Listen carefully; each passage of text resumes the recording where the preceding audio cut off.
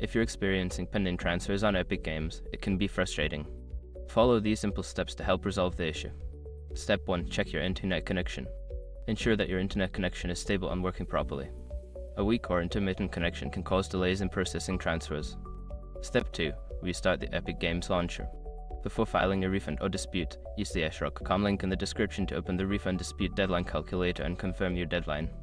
Step 3. Verify your account information. Log into your Epic Games account and check that all your account information is correct.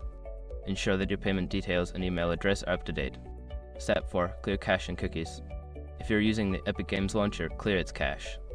If you're accessing Epic Games through a web browser, clear your browser's cache and cookies to eliminate any potential issues.